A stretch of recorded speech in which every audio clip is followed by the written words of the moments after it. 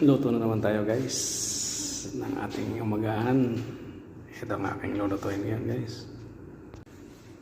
Ito nga pala guys. So, ang palaya. Albos ng kamote. Bunga ng ampalaya. Ayan. Mga ricado. At lalagyan natin ng bagoong. Para makaiwas-iwas tayo sa karne. Ito naman guys yung bagoong na ilalagay natin. Gawa ko lang din dito yan. Isda. Ako binlender. Kaya may bagong ako. Ito na nga pala guys. Nahugasan ko na. Naiwa-iwa ko na rin. Ito na rin yung ating ricado. At ayun, mayroon tayong sahog na 2.5 isda. Ito, bagawan na natin guys. Ito na pala guys. Ayan ang bagong. Bagawan natin lang. Ayan. Pala guys, ating pinilit na tubig.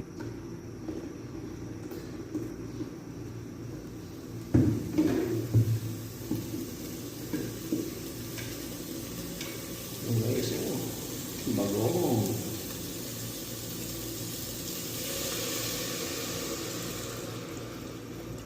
Okay, so tayo na 2.5 isda. Yung ulam namin kahapon, sinabog ko na rito sa gulay. Lagyan natin ng konti guys. Konti sabaw.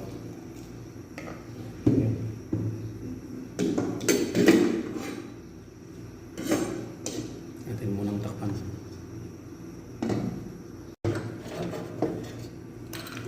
Guys, lagyan na natin itong ricado, yung kamatis, saka yung sibuyas. Lagyan na natin itong 2 sili, ang pag-aana.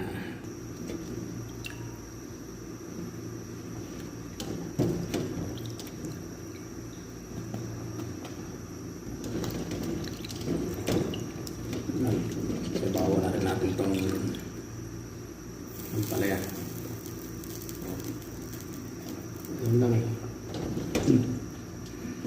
Hindi na yung mga mayaman, hindi alam kung lumalutong ganito. Tamang mahihirap lang. Panglihat guys.